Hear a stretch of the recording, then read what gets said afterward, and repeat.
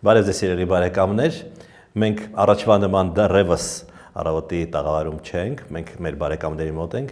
բայց այնուամենայնիվ մեր հաղորդաշարերը շարունակվում են։ Ես այժմ իմ զրուցակիցն է մեր ձևով շարժման համակարգող խորհրդի անդամ Հայ գործարարների ասոցիացիայի գործադիր տնօրեն Գոհար Ղումաշյանը։ Շնորհակալություն Գոհար։ Բարև ձեզ, ես եմ շնորհակալ։ Սկզբից ընդհանրապես շարժման մասին, չնայած արդեն ես վստահ եմ, որ մեր օգտատերերը, մեր հեռուստադիտողները արդեն շատ լավ գիտեն, այնուամենայնիվ հիշեցրեք այն 5 ուղղությունների մասին, որոնցով զբաղվում է այդ շարժումը։ Մեր ձևով ժողովրդական շարժումը ստեղծվել է օգոստոսի վերջ Հայաստանում եւ շատ կարեւոր է նշել, որ մեր շարժման գաղափարական առաջնորդն է Սամվել Կարապետյանը եւ իր տեսլականով շարժվում է մեր շարժումը, ունենալով 5 ստրատեգիական ուղղություն։ Առաջին ուղղությունը Հայաստանի նոր տնտեսության զարգացումն է, ինչպես Սամվել Կարապետյանը բազմիցս նշել է իր ուղերձներում, կարևոր ենք համարում տնտեսության զարգացումը տարբեր ուղղություններով եւ միայն տնտեսապես զարգացած երկիրը կարող է նաեւ թույլ տա իրեն մնացած ոլորտները եւս զարգացած պահել։ Երկրորդ ուղղությունը դա հայ առաքելական եկեղեցու եւ ազգային արժեքների պահպանությունն է։ Երրորդ ուղղությունը եւս կարևոր մեզ համար երիտասարդ տաղանդների աջակցությունը եւ կրթության ոլորտի զարգացումը։ Չորրորդ ուղղությունը դա իհարկե շատ կարևոր եւս արտաքին դիվանագիտությունն է, արտաքին հարաբերությունների զարգացումը եւ հինգերորդը հայկական մեծ ընտանիքի գաղափարը, որը եւս մենք կարևոր ենք համարում զարգացնել, այդտեղ իհարկե դեմոգրաֆիկ խնդիրների լուծման մասին ենք խոսում եւ բոլոր սոցիալական խնդիրները, որոնք խոչընդոտում են հայկական մեծ ընտանիքի զարգացմանը։ Այսօրվա թեման երիտասարդությունն է, կրթությունը եւ այս շաբաթ դուք բազմաթիվ հանդիպումներ եք ունեցել։ Մի փոքր կարող եք պատմել այդ հանդիպումների մասին, ինչ էին ասում երիտասարդները, ինչ եք նրանց պատասխանում։ Գիտեք, երիտասարդության ոլորտը եւ ընդհանրապես երիտասարդական քաղաքականությունը ես շատ կարեւոր եմ համարում եւ իմ սրտին շատ մոտիկ, քանի որ համարում եմ, որ Հայաստանի բրենդը դա իր տաղանդավոր երիտասարդներն են։ Մենք չունենք որևէ հստակ ձևավորված բրենդ որպես երկրի ուղեցույց։ Դրա համար կարծում եմ կարևոր է տաղանդներին միշտ աջակցելը եւ այսօրվա Հայաստանում նաեւ ներդրում կատարելը իրենց զարգացման մեջ։ Բազմաթիվ հանդիպումներ եմ ունեցել տաղանդների հետ տարբեր ոլորտներում, կլինեն սպորտի ներկայացուցիչներ, մշակույթի, կրթության եւ բոլորը բացառիկ երիտասարդներ են, ովքեր աջակցության կարիք ունեն եւ ճիշտ ժամանակին իրենց կողքը հայտնվելով մենք կարող ենք ապահովել իրենց ճանաչելիությունը եւ մեր երկրի անունը բարձր պահելը միջազգային հարթակներում։ Մասնավորապես 2 օր առաջ հանդիպել եմ շախմատի չեմպիոն Մանվել Առաքելյանի հետ, ով շատ շուտով կներկայացնի Հայաստանը Եվրոպայի առաջնությունում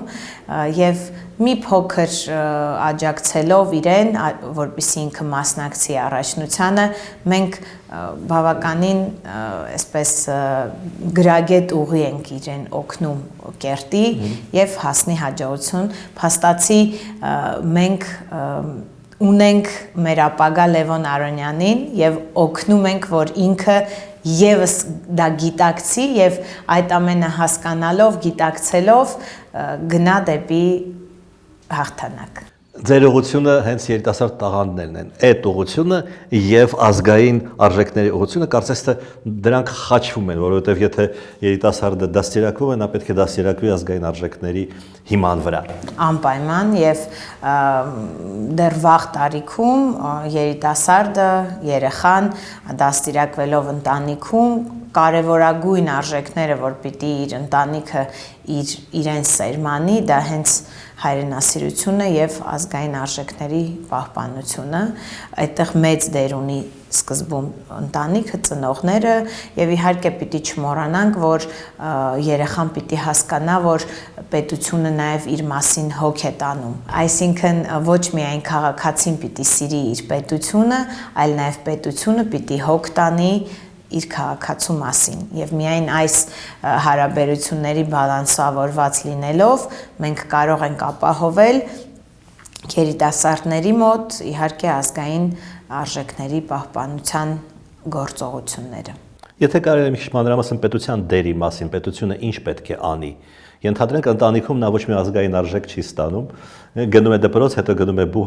ինչ դեր կարող է ունենալ պետությունը եւ նաեւ հասարակական, չգիտեմ, քաղաքական կազմակերպությունները։ Դե իհարկե այստեղ որ խոսեցինք հոգ տանելու մասին, առաջնահերթ իհարկե կրթական մակարդակում մենք պիտի երիտասարդը պիտի զգա, որ այն գիտելիքները, որը ինքը ստանում է, իհարկե պետությանը հետագայում պետք կլինի եւ ինքը կարող է իր փոքրիկ ներդրումով աջակից լինի երկրի զարգացմանը։ Այստեղ իհարկե կրթական համակարգի բարելավման մասին կարող ենք խոսել, որ հիմա շատ է խոսվում կրթության արդիականացման մասին, բայց արդիականացումը միայն տեխնիկական արդիականացում չպիտի լինի, ինչպես մենք տեսանք վերջերս եւ բախվեցինք այդ խնդրի հետ, որ առաջին դասարանցիներին ստիպում են գադջետներից օգտվել, որպեսզի սկանավորելով QR-ը Մեսրոպ Մաշտոցի հետ ծանոթանան, շատ վատ, որովհետև այստեղ թյուր ըմբռնում կա արդիականացման հետ կապված, արդիականացումը դա ոչ միայն տեխնիկական արդիականացան մասին պիտի մենք խոսենք, այլ ավելի բովանդակային եւ մեթոդաբանական։ Այստեղ իհարկե մեր կրթության պատասխանատուները կարծում եմ լիարժեք չեն տիրապետում այդ սկզբունքներին եւ ամբողջ առաջադեմ աշխարհը գնում է նրան, որ երեխաները տարական եւ միջնակարգ դպրոցում չօգտվեն գադջետներից։ Մենք խոսում ենք վերջերս դեռ այս տարի ապրիլ ամսին Ֆինլանդիան եւ Ֆրանսիան ընդհանրապես պետական մակարդակով արգելեցին դպրոցներում տարական եւ միջնակարգ օգտվել հեռախոսներից, իսկ մենք գնում ենք դեպի մեր ցավոք սրտի կրթական համակարգը գնում է այն սխալ ճանապարհով եւ ստիպում են երեխաներին օգտվել գադջետներից։ Իմ տղան 7 տարի առաջ հաճախել է եւ գնացել է առաջին դասարան, չի օգտվել որևէ գադջետներից եւ բարեբախտաբար շատ լավ յուրացրել է գիտելիքները։ Աղջիկս մյուս տարի է գնալու դպրոց, եւս չի օգտվի գադջետներից եւ ցավոք սրտի չի կարող փաստորեն յուրացնել այս ծրագիրը, որը ունի։ Փառք ու պատիվ մեր ուսուցիչներին, ովքեր որ դեռ կարողանում են այդ տրադիցիոնալ մեթոդներով երեխաներին այնուամենայնիվ կրթությունը տալ եւ փորձեն զերծ պահեն հեռախոսներից։ Այդ դեպքում անձնական հարց։ Երեխան մյուս սեպտեմբեր գնալու է դպրոց։ Դուք նրա ձեռքը կտաք հեռախոս։ Ոչ, մեր տանը դա շատ խիստ է դրված։ Եթե երեխան ունի որևէ ինֆորմացիայի կարիք, որը որ չի կարողանում գտնել գրքերի մեջ, ավելի լավ է ինքը դիմի ծնողներին կամ ուսուցչին եւ ինքը օգնություն ստանա։ Այստեղ նաև կարևոր է խոսել այն մասին, որ շատ կտրուկ նվազել է գրադարաններից օգտվողների թիվը Հայաստանում, վերջին 7 տարիների ընթացքում 55,000-ով նվազել է այդ թիվը, ես անընդունելի եմ համարում, մանավանդ դպրոցական երեխաների շրջանակներում մենք պետք է սովորեցնենք մեր երեխաներին գրագետ գրքերից, դասագրքերից օգտվելու ձևը, կարգը, այլ ոչ թե յուրաքանչյուր ինֆորմացիան Google-ելու կամ ինչ-որ այո, ChatGPT-ից, դա եւս վատ չէ, բայց ամեն ինչ ունի իր տարիքը եւ չափը եւ սահմանը։ Այդ տարիքում դեռ տարական դասարանների ես կարծում եմ դա չափազանց շուտ է։ Դառնալով կրկին կրթության եւ ազգային խնդիրների ուրեմն փոխկապակցվածությանը, հա, այստեղ կարևոր է մոտիվացիան, հա, ես սովորում եմ, ինչի համար եմ սովորում, ես սովորում եմ, որպեսզի լավ ապրեմ, թե ես սովորում եմ, որպեսզի իմ երկրին օգուտ բերեմ։ Եթե միայն առաջինն է, ապա շատ հնարավոր է ես սովորեմ, հետո գնամ Հայաստանից։ Թույլ տվեք այստեղ մի փոքր հավելեմ, որ լավ ապրելը չպիտի հակասի Հայաստանում արժանապատիվ ապրելուն եւ երկրին օգուտ տալուն։ Այդ ամենը կարող է սիմբիոզ լինել եւ բալանսավորված։ Այստեղ նաեւ Սամվել Կարապետյանը բազմիցս իր ուղերձներում, որպես մեր շարժման գաղափարական առաջնորդ, խոսել է մեր ժողովրդի բարեկեցության մասին եւ յուրաքանչյուր անձ, ով արարում է, ով ստեղծագործում է, իր աշխատանքը պարկեշտ կատարում է իր երկրում, արդեն մեզ համար շատ կարևոր գործոն է երկրի զարգացման համար։ Այսինքն, երբ որ քաղաքացին գիտակցում է իր դերը եւ գիտակցում է իր փոքրիկ լուման, որը ինքը երկրի համար անում է, միայն իր աշխատանքը լավ կատարելով, դա արդեն մեծ արժեք է։ Եվ բարեկեցությունը պիտի բոլորին հասանելի լինի, եւ այո, հնարավոր է լավ ապրել եւ նաեւ երկրին օգտակար լինել։ Դա մեր տեսլականն է, մեր շարժման։ Ինչու են այնուամենայնիվ երիտասարդները գերադասում կրթություն ստանալ, բարձրագույն կրթություն ստանալ արտասահմանում եւ դրանից հետո ել չվերադառնալ Հայաստան։ Դա շատ մեծ խնդիր է եւ շատ ցավալի հարց է նաեւ ինձ համար։ Ես դեմ չեմ, որպեսզի երիտասարդները կրթություն ստանան դրսում, բայց ես կարևոր եմ համարում եւ պարտադիր, երբ որ երիտասարդները բարձրագույն կրթություն ստանալով դրսում ետ վերադառնան հայրենիք եւ այստեղ կիրառեն իրենց գիտելիքները։ Դրա համար պիտի զգան, որ իրենք պիտանի են եւ իրենց գիտելիքները կարիքը կա մեր երկրում։ Հենց դա ենք մենք ուզում փոխենք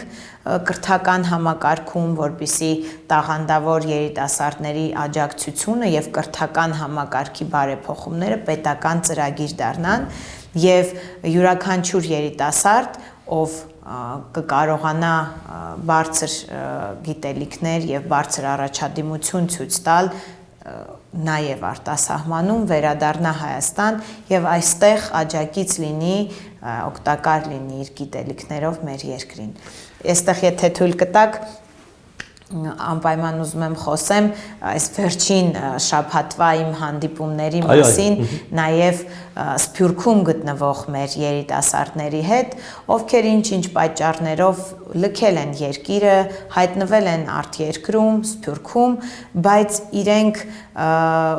այո, բարձրաստիճան պաշտոններ են զբաղեցնում հիմա Սփյուռքում, կրթական համակարգում, պետական համակարգում, բիզնեսում, բայց իրենք ուզում են օգտակար լինել մեր երկրին եւ սա շատ հուզիչ եւ կարեւոր պահ է, կարծում եմ, շատերը հիմա այսպես պետական համակարգով ուզում են հրամցնեն այն միտքը, որ Սփյուռքը ժամանակ չունի մտածել Հայաստանի զարգացման մասին, առօրյա խնդիրներով չի զբաղվում, իրենք իրենց կյանքն են վայելում եւ զբաղվում են իրենց երկրում բարեկեցությամբ, բայց դա այդպես չի։ Յուրաքանչյուր հայ, ում հետ ամենայն դեպս ես եմ շփվում, կարևոր է համարում իր ներդրումը ունենալ Հայաստանի Հանրապետության զարգացման գործում եւ արդեն հանդիպել եմ մոտ 4 ուղղություններով երիտասարդների հետ 30-ից բարձր, ովքեր արդեն կայացել են Սփյուռքում իրենց ոլորտում եւ ուզում են վերադառնան Հայաստան եւ այստեղ իրենց գիտելիքները կիրառելով մաստեր կլասերի տեսքով, դասախոսությունների, որևէ խմբակներ բացելով աջակից լինեն հենց կրթական համակարգի զարգացմանը մեր երկրում եւ շատ շուտով, կարծում եմ մոտ 2 շաբաթից մեր շարժման շրջանակներում մենք կհայտարարենք այդ կրթական համակարգի ուղղության մասին, որտեղ որ կներգրավենք Սփյուռքից ժամանած մեր հայրենակիցներին եւ իրենք գիտելիքներով կկիսվեն արդեն Հայաստանում ապրող երիտասարդների հետ։ Դա շատ կարևոր մոտիվացիոն եւ բարոյական մոտեցում է իրենց կողմից որպես հայ։ Գիտեք ինչ եմ մտածում Գոհար, այնուամենայնիվ որպեսզի նրանք սփյուռքահայերը ընդհանրապես եւ բիզնեսմենները եւ կրթական համակարգ կապվեն Հայաստանի հետ, նրանք պետք է վստահեն։ Նրանք պետք է վստահեն Հայաստանի պետական համակարգին մասնավ։ Եթե ես չեմ վստահում, ինձ էլ են, իմ ծանոթները, բարեկամները ասում, ուզում եմ վստահեմ, թե չվստահեմ, ես չեմ կարող 100%-ով ասեմ վստահեք։ Ճիշտ եք, վստահությունը հենց այնպես չի լինում եւ շատ կարեւոր է այդ ամենը ժամանակի հետ վաստակել եւ այստեղ եւս մենք առաջարկում ենք Հայաստանի ընդհանրապես նաև միջազգային հարթակում դերի բարձրացման տեսլականը որպես վստահելի գործընկեր արտերկրում եւ որպես ներդրումային միջավայրի մասին եթե եւս խոսենք որ դրսից նաև ներդրողները վստահեն Հայաստանին որպես տնտեսապես կայուն երկիր եւ այդ ներդրումները իրականացնել իհարկե ցավոք սրտի վերջին շրջանում այս իմաստով վարկանիշը շատ է ընկել մեր երկրի վստահության տեսանկյունից երկրի ներսում ոչ բարենպաստ պայմաններ են, ոչ կրթության զարգացման, ոչ ներդրումային միջավայրի զարգացման, ոչ տնտեսապես զարգացման, բայց ես հույս ունեմ, որ այս ամենը ժամանակավոր երևույթ է կրում եւ մենք մեր շարժման շրջանակներում ամեն ինչ անելու ենք, որպեսզի վերհանենք ժողովրդի խնդիրները, այդ խնդիրներին գրագետ լուծում տանք, բարձրաձայնենք այդ խնդիրները եւ խնդիրների հիման վրա արդեն կազմենք ծրագիր, որը հետագայում հիմք կդառնա նաեւ ապագա կուսակցության համար, որի մասին նաեւ տարվա վերջ կհայտարարենք եւ կազդարարենք։ Դուք նաև գործարարների ասոցիացիայի ղեկավար եք, ինչու են վստահում ձեր ասոցիացիային։ Այդ դուք գնում եք, ենթադրենք Իտալիա, հա, եւ այնտեղ կապեր եք ստեղծում։ Ինչ երաշխիքներ կան, որ այդ կապերը, նրանք ինչ երաշխիքներ ունեն, որ այդ կապերը կգործեն։ Գիտեք, այստեղ իհարկե ասոցիացիան իր գործունեությամբ այդ վստահությունը վաստակել է արդեն 6 տարիների ընթացքում մենք ոչ շահույթ հետապնդող կազմակերպություն ենք եւ այն բոլոր գործարար կապերը, որոնք մենք օգնում ենք, որպեսզի գործարարները կառուցեն, թե երկրի ներսում, թե միջազգային գործընկերների հետ, այդ ամենը արվում է անշահախնդիր։ Մենք կանգնած ենք յուրաքանչյուր հայ գործարարի կողքին, ով ուզում է ընդլայնել իր սպառման շուկան, ով ուզում է նոր միջազգային կապեր ձեռք բերել, Առաջին հերթին իհարկե այդ վստահությունը կապված է ասոցիացիայի հիմնադիր Սամվել Կարապետյանի անձի հետ, տեսնելով իր մեջ վստահելի գործընկեր, վստահելի գործարար,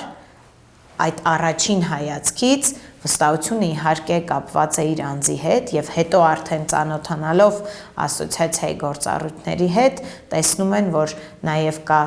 թիմ պրոֆեսիոնալ, որը սրտացավորեն մոտենում է խնդիրների լուծմանը։ Կարող եմ վստահությամբ ասել, որ այո, 6 տարիների ընթացքում մեր ասոցիացիային իսկապես վստահում են համ երկրի ներսի գործարարները, համ էլ մեր միջազգային գործընկերները եւ Սփյուռքում ապրող մեր հայ գործարարները, որոնց համար բազմաթիվ բարենպաստ եւ փոխշահավետ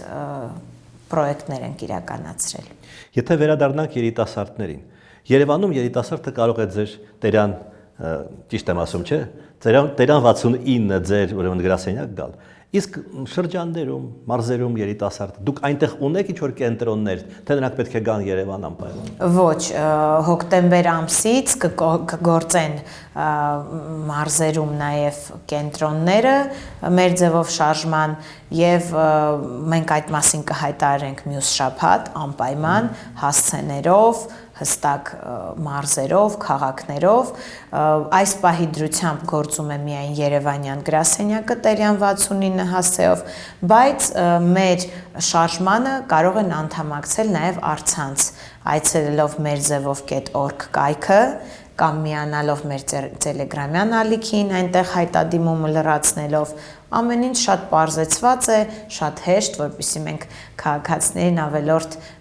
խնդիրներ չպատճառենք, ամեն ինչ արվում է իրենց խնդիրները բարձրաձայնելու եւ իրենց հետ գրագետ աշխատելու համար եւ ուզում եմ անպայման նշեմ, որ արդեն 3000-ից ավել կամավորներ են մեզ միացել, դա շատ կարևոր է եւ այդ մարդիկ բոլորը շատ սրտացավ են մեր երկրի զարգացման համար, այնպիսի ծրագրեր են առաջարկում, որոնք որ գովեստի խոսքերի եւ հարգանքի արժանի է, սա խոսում է այն մասին, որ մեր ժողովուրդը գիտակից է վերաբերվում երկրի ապագային եւ այն թյուր կարծիքը, որը ուզում են տարածեն եւ որը տարածվում է ցավոք սրտի երկրի իշխանության կողմից, որ ժողովուրդը ժամանակ չունի մտածի ընտրությունների մասին, հիմա դրա ժամանակը չէ, իրանք հիասթափված են, այո, որոշ հիասթափության այսպես տոկոս կա, բայց սա այն հարցն է, որ վերաբերվում է բոլորիս վաղվա օրվան, ապագային եւ միանշանակ մեր ժողովուրդը գիտակցում է, որ միայն բարեկեցիկ երկրում է ուզում տեսնի իրենց երեխաների զարգացումը եւ այս մասին խոսել եմ եւս կնշեմ, որ երկրի ապագայի հետ կապված հույսը մեծ տոկոսով հենց մեր շարժմանն է վստահված ժողովրդի կողմին եւ դա շատ պարտավորեցնող է մեզ համար եւ մենք անում ենք ամեն ինչ, որպեսզի չհիասթափեցնենք մեր ժողովրդին։ Հաճախ լինում է, որ միջոցառումներ, ասենք երիտասարդներին նվիրված, կամ միջոցառումների շարք, կամ կամպանիա։ Հիշում եք, առաջ կար անվտանգ երթևեկության 10-օրյակ, այսինքն 10 օր անվտանգ ես ենթևեկում, հետո կարող ես ինչպես ուզում ես ենթևեկել։ Այսինքն կամպանիան վերջանում է եւ հետո շարունակությունը չկա։ Այսինքն ծառը տնկվում է, կոպիտ ասած, հետո չեն ջերում։ Այդ վտանգը չկա, որ այս ընթացքում ինչ որ բաներ նախաձեռնեք, հետո հետևողական չլինեք։ Մեր շարժման հետ կապված մենք այդ վտանգը չենք տեսնում, որովհետև մենք շատ սթափ գիտակցում ենք, որ յուրաքանչյուր ոլորտում աշխատանքը պետք է հետևողական լինի եւ երկարաժամկետ։ Բնականաբար ժողովրդի հիասթափությունները գալիս են հենց այդ մոտեցումից ելնելով, որ տեսնում են, որ ինչ որ շրջանում ծրագրերը իրականացվում են որոշ նպատակներին հասնելու համար եւ հետո շատ կտրուկ դադարեցվում են։ Այդպես չպիտի լինի։ Ժողովուրդը պիտի զգա, որ իրենց խնդիրները շատ ինստիտուցիոնալ լուծման մոտեցում ունեն եւ մենք յուրաքանչյուր խնդրին հենց այդպես էլ մոտենում ենք շատ պրոֆեսիոնալ կերպով, բավականին երկար ժամանակ ուսումնասիրում ենք խնդիրները, քննարկում ենք ոլորտի մասնագետների հետ եւ հետո նոր տալիս ենք մեր կարծիքը, տեսլականը եւ իհարկե արդեն սկսում ենք ի գործ ի կատարածել այդ ամենը։ Կարող ենք ասել, որ ձեր գործերը, ձեր նախաձեռնությունները պայմանավորված չեն միայն նախընտրական ցիկլերով։ Հստակ կարող ենք ասել, որովհետև եթե իսկապես հետևենք Սամվել Կարապետյանի կողմից իրականացված պրոյեկտներին, գործունեությանը 30 տարուց ավել Սամվել Կարապետյանը զբաղվել է երկրում բարեգործությամբ, ներդրումային ծրագրերով, պարզապես աջակից լինելով տարբեր ոլորտներում երկրի քաղաքացիներին եւ երբեք այդ ամենը պայմանավորված չի եղել ինչ որ շահի գործոնով, ինչ որ ընտրություններին մասնակցելու։ Հիմա մենք պարզապես շարունակում ենք իր գործը ավելի ակտիվ, բնականաբար, քանի որ տեսնում ենք, որ արդեն ժողովրդի կողմից նաև սպասելիքներ կան եւ իր անձի հետ բնականաբար նաև շարժման մասին հայտարարելուց հետո կապում են շատ հույսեր, այստեղ շարժումը շարունակելու է գործել անկախ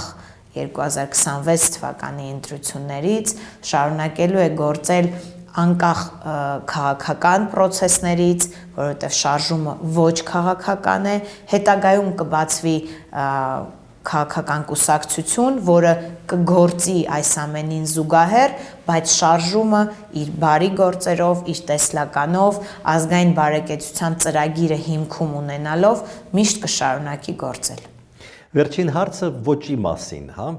Ձեր ոճը, ձեր շարժման ոճը, որքան նայում եմ հարցազրույցները եւ այլն, հանդարտ է, հանգիստ է։ Դուք չեք փորձում անպայման ինչ-որ մեկին մեղադրեք, անպայման շատ սուր քննադատեք եւ անպայման առավել եւս վիրավորեք։ Դա ձեր ոճն է, թե հետո արդեն երբ որ թեժանան կրքերը կփոխվի դա։ Դուք ճիշտ եք նկատել, որ մենք փորձում ենք ամեն ինչին ավելի սթափ վերաբերվենք եւ առանց որևէ քննադատական ելույթների, առանց որևէ վիրավորանքների, ինչը ընդհանրապես սազական չէ համ մեզ որպես թիմի անդամներ, համ էլ իհարկե մեր գաղափարական առաջնորդ Սամվել Կարապետյանին, իրեն շատ լավ ճանաչելով, մարդիկ գիտեն իր գործելավոճը, իր բարձր մնալու արվեստը, այսպես կարող եմ ասել, եւ անկախ նրանից, թե ինչ է կատարվում տվյալ դաշտում այս պահին քաղաքական, մեզ համար կարեւոր է, որ մենք մեր ասելիքը ի գործ իրականացնենք եւ մեղադրանքները եւ վիրավորանքները մեր ձևով չեն։ Բոլոր այն մտքերը, որոնք հնչեցնում ենք ծրագրերը, իրականացնենք շատ մեծ պատվով եւ այստեղ իհարկե հարկ եմ համարում նշել, որ եթե մենք որևէ վիրավորանքներ կամ մեղադրանքներ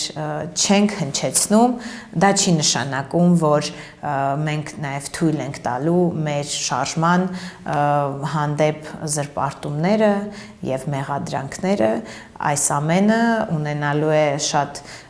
գրագետ պատասխան եւ մենք մեր գործով եւ մեր անելիքներով ապացուցելու ենք, որ մեր տեսլականը եւ մեր գործելավոճը ճիշտ է եւ միայն ի նպաստ երկրի զարգացմանը։ Շնորհակալություն հետաքրքիր զրույցի համար։